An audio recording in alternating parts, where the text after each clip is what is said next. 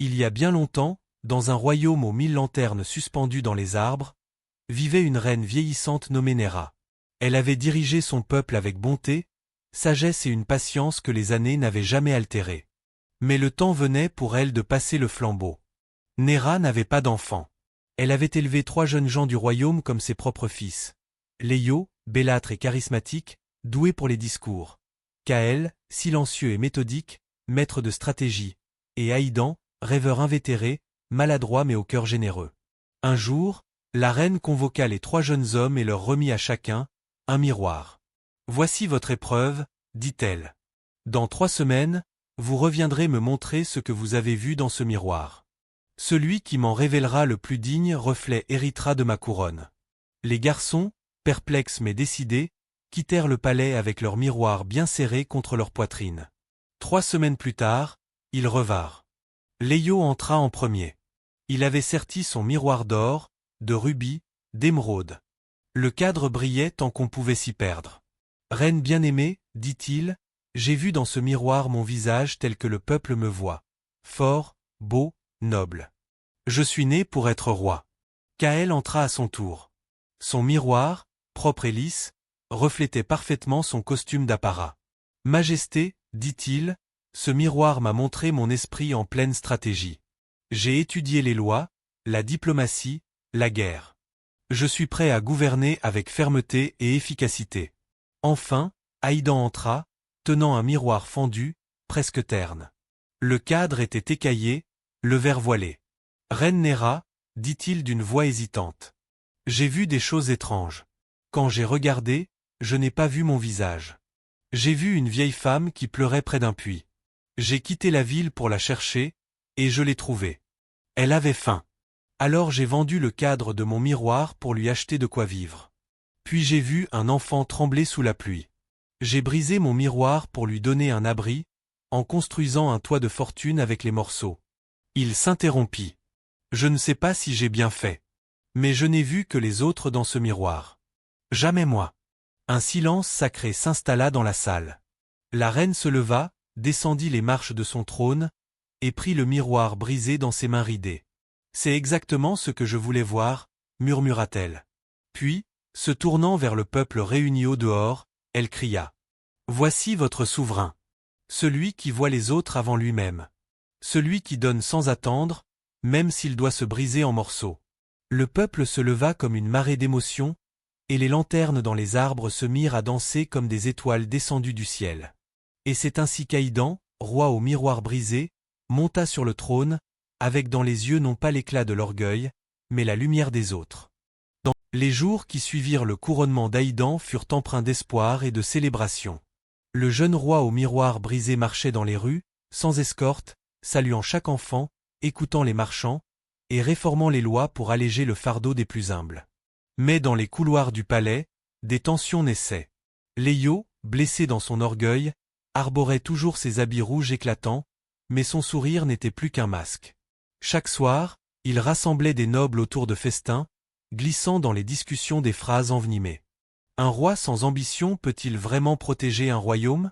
Kaël, lui, restait silencieux, mais ses yeux scrutaient. Stratège de l'ombre, il observait les décisions de son frère. Il tenait un carnet où il annotait chaque faiblesse, manque de rigueur, décisions émotives, proximité excessive avec le peuple. Un soir, Kaël demanda audience à Aïdan. Dans la salle éclairée de lanternes, il posa calmement une carte sur la table. « Voici les zones du royaume qui souffrent encore. Nous devons réorganiser les ressources. Et tu dois renforcer ton autorité. La compassion seule ne suffit pas. » Aïdan hocha la tête, reconnaissant, mais inquiet. Il voyait bien que son frère le testait, tout comme Léio le jugeait. Il voulait régner avec eux, pas contre eux. Mais la vraie surprise survint un matin. La vieille femme du puits, celle qu'Aïdan avait aidée, entra au palais sous une capeline grise. Elle s'agenouilla devant lui, mais sa voix était claire. « Vous m'avez donné sans rien attendre, sire. Mais moi, je ne suis pas qu'une vieille femme. Je suis la dernière gardienne du miroir. Et je suis venue vous rendre ce que vous avez brisé. » De ses mains, elle tendit à Aïdan un éclat du miroir d'origine, qui brillait désormais d'une lumière bleue profonde. Quand Aïdan le saisit, Un souffle parcourut la salle. Le miroir se reforma partiellement dans ses mains, révélant dans son reflet, non pas son visage, mais ceux de ses deux frères, jeunes, enfants, jouant ensemble dans la forêt. Il comprit alors, leur lien était la clé. Ce soir-là, il convoqua Léo et Kaël dans le jardin suspendu. « Je ne suis pas roi pour être seul, leur dit-il. Ce trône n'est pas une victoire. C'est une responsabilité partagée. Le miroir m'a montré que nous avons été frères bien avant d'être rivaux. » Léo détourna les yeux, la gorge nouée. « Je voulais briller. J'ai cru qu'il fallait se montrer fort. » Kaël ferma son carnet. Pour la première fois, il posa sa main sur l'épaule d'Aïdan. « Enseigne-nous à voir comme toi. » Et sous les lanternes apaisées, les trois frères restèrent là, silencieux, unis, enfin, parce que le miroir n'avait pas pu briser l'amour sincère et l'envie de bâtir ensemble un royaume plus juste. Le royaume tout entier fut marqué par l'histoire des trois frères. Non seulement par l'étrangeté de l'épreuve, mais par ce qu'elle révéla de plus profond. Les fissures dans l'ambition, les silences dans la stratégie, et la lumière dans l'empathie. De cette histoire, les anciens tirèrent des maximes que l'on grava plus tard dans les arches du palais. Le miroir ne ment pas, mais il ne montre pas tout. Un miroir est un objet de vérité immédiate. Il renvoie exactement ce qu'on lui présente. Il ne déforme ni n'invente. Et pourtant, il est profondément trompeur. Car il ne montre que ce qui se trouve en surface. Il reflète l'apparence, jamais l'intention. Il expose le visage, mais pas le cœur. Léo, en y voyant sa beauté et sa noblesse, n'a fait que confirmer ce qu'il voulait croire, qu'il était destiné au pouvoir. Son miroir n'a pas menti. Il a seulement obéi. Car les miroirs montrent souvent ce que notre ego leur ordonne de refléter. Mais Aïdan, lui, a osé ne pas se contenter du reflet. Il a vu à travers. Et, devant une image floue, il n'a pas cherché à la nettoyer. Il a brisé le miroir pour aller vers ce qu'il pressentait au-delà. Il a compris que certains miroirs doivent être cassés pour que la lumière passe.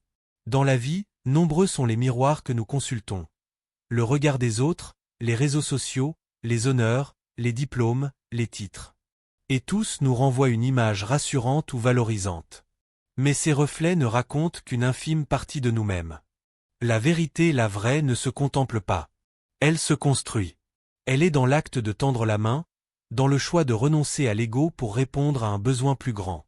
Elle est dans la poussière des routes empruntées, dans les sacrifices muets, dans les gestes qui ne laissent aucune trace sur le verre, mais changent profondément le monde. Un miroir plat est facile à lire. Mais l'âme, elle, se découvre dans les fissures. La faiblesse apparente est parfois la plus grande force. Dans un monde où l'on admire le pouvoir, la prestance, l'éclat, il est facile de croire que gouverner revient à imposer, décider, diriger de haut. Léo en était convaincu, être fort, c'était paraître inébranlable. Kaël aussi, à sa manière. Être prêt, c'était tout planifier, tout maîtriser. Mais Aïdan, avec ses maladresses et son miroir fendu, a montré une autre voie. Celle qu'on ne remarque pas immédiatement. Celle qui ne fait pas de bruit. Il n'a pas cherché à dominer. Il a choisi d'écouter.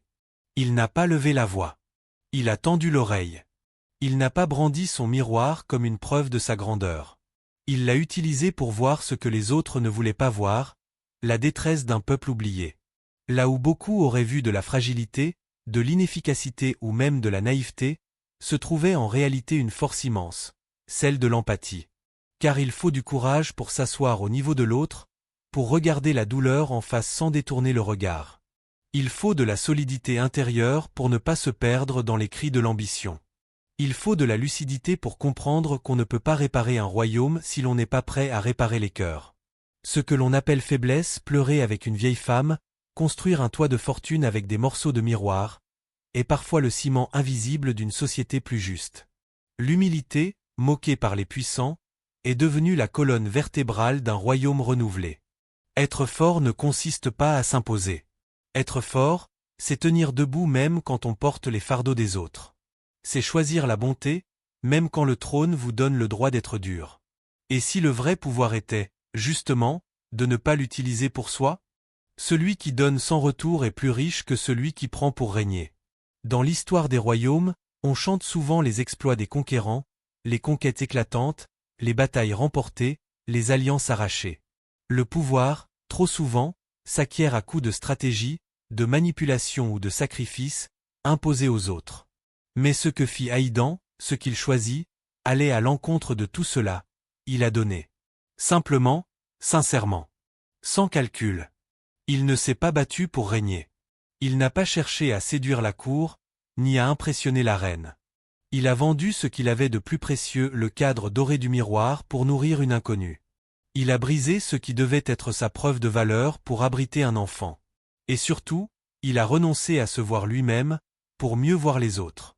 Haïdan a compris que le véritable miroir n'est pas celui qui renvoie notre image, mais celui qui nous montre ce que nous refusons de regarder. La souffrance, l'injustice, l'abandon. Là où Léo cherchait à embellir son reflet, et Kaël a prouvé sa compétence, Haïdan s'est effacé. Et c'est précisément cet effacement qui l'a élevé. Car celui qui donne sans rien attendre en retour se libère du besoin de reconnaissance. Il agit pour le bien, non pour la gloire. Et en cela, il est plus libre, plus digne, et paradoxalement, plus puissant. Ce type de richesse, celle du cœur, de l'attention, du don silencieux ne se mesure ni en or, ni en terre, ni en titre. Elle se mesure au sourire qu'elle fait naître, aux vies qu'elle soulage, aux liens qu'elle tisse. Haïdan n'a pas conquis le trône. Il l'a mérité. Et il l'a mérité non parce qu'il voulait régner, mais parce qu'il était prêt à s'effacer pour que d'autres puissent se relever.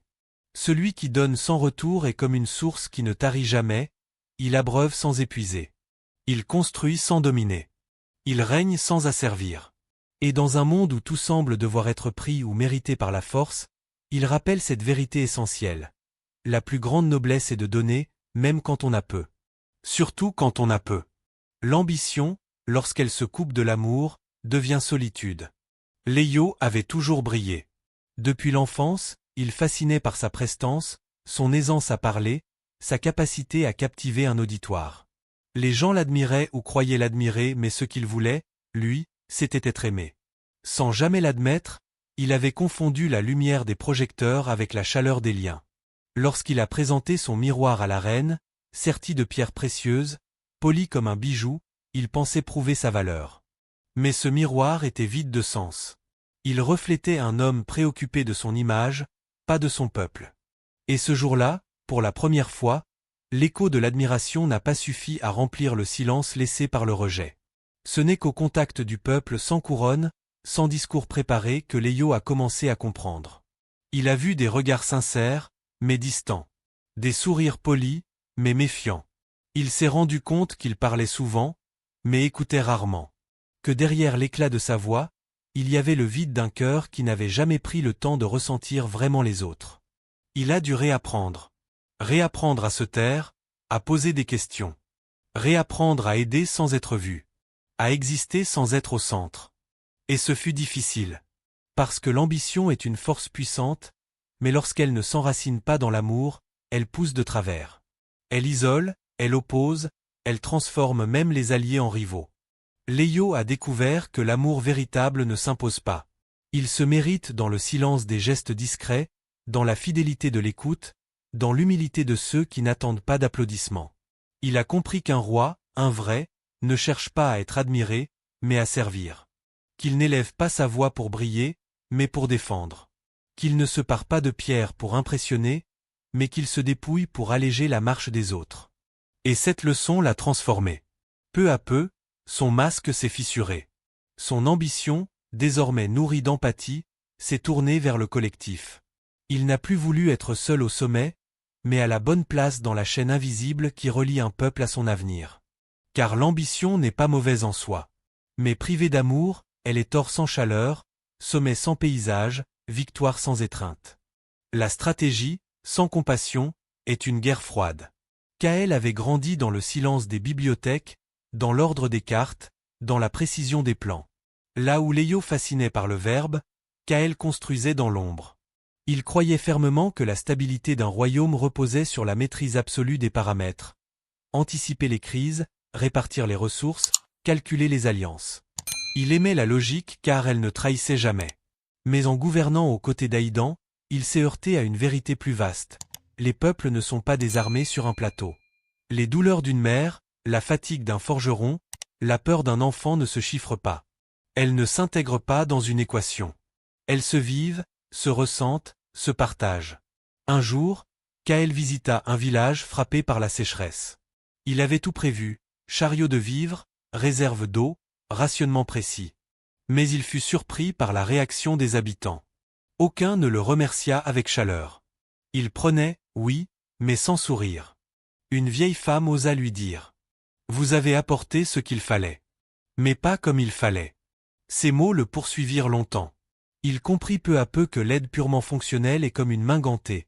Elle protège, mais elle ne touche pas. Il manquait à sa stratégie l'élément humain, le battement du cœur. Une décision juste sur le papier peut être injuste dans la vie. Un plan parfait peut échouer s'il oublie l'imprévisible, l'émotion, l'histoire, la dignité. La stratégie, sans compassion, devient alors une guerre froide. Elle gagne des batailles, mais perd les âmes.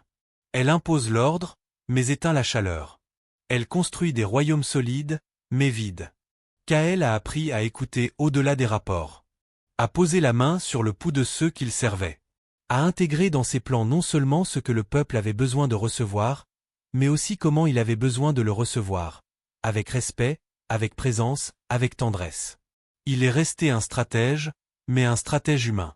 Il savait désormais que les royaumes durables ne sont pas fondés sur l'efficacité seule, mais sur l'équilibre entre raison et cœur. Le pouvoir ne se divise pas, il se partage. Longtemps, le trône avait été perçu comme un sommet unique, un piédestal où un seul homme pouvait s'asseoir, couronné de lumière mais seul dans le vent. Dans les esprits, le pouvoir était un sceptre, linéaire, indivisible, transmis comme une torche. L'idée même de le partager semblait dangereuse, voire hérétique. Un roi, c'était une voix. Une décision. Une autorité. Mais Aïdan, par sa nature et son histoire, portait en lui une vision différente. Il ne voyait pas le pouvoir comme une couronne, mais comme une lumière. Et la lumière, on le sait, ne faiblit pas quand on l'allume ailleurs. Au contraire, elle se multiplie. Lorsqu'il invita ses frères à gouverner à ses côtés, ce n'était pas un acte de faiblesse ou de peur. C'était un acte de confiance. De lucidité. Il savait que le peuple n'avait pas besoin d'un héros isolé, mais d'une alliance de forces complémentaires. Un cœur, une tête, une voix. Un rêveur, un stratège, un orateur. Ce trône devint alors autre chose, non plus un trône unique, mais une table à 3 sièges. Une table de dialogue, de désaccords féconds, de visions croisées. Et chose étonnante, ce partage n'affaiblit pas le royaume. Il le fortifia. Car dans cette diversité, le royaume trouva son équilibre. Là où Aïdan voulait tendre la main, Kaël calculait comment ne pas la vider. Là où Kaël voulait rationner, Léo plaidait pour le panache, pour l'élan. Là où Léo voulait briller, Aïdan rappelait la simplicité. Ensemble, ils s'ajustaient. Ensemble, ils incarnaient l'idée que le pouvoir n'est pas une possession, mais une responsabilité collective. Qu'il ne sert pas à dominer, mais à servir. À amplifier la voix des autres, à rendre visibles les invisibles. Dans les siècles qui suivirent, les enfants du royaume n'apprenaient plus que le roi est au sommet, mais les rois veillent ensemble. Et cette idée, transmise comme un feu doux, transforma le royaume tout entier. Les familles écoutaient les enfants, les maîtres consultaient les élèves, les plus forts tendaient la main aux plus fragiles, non par pitié, mais parce qu'ils avaient compris, le vrai pouvoir ne se concentre pas, il se partage. Si cette histoire vous a touché, inspiré ou simplement fait réfléchir, n'hésitez pas à laisser un commentaire, à partager ou à vous abonner. Chaque geste, aussi simple soit-il, nous rapproche un peu plus les uns des autres. À très bientôt pour une nouvelle aventure.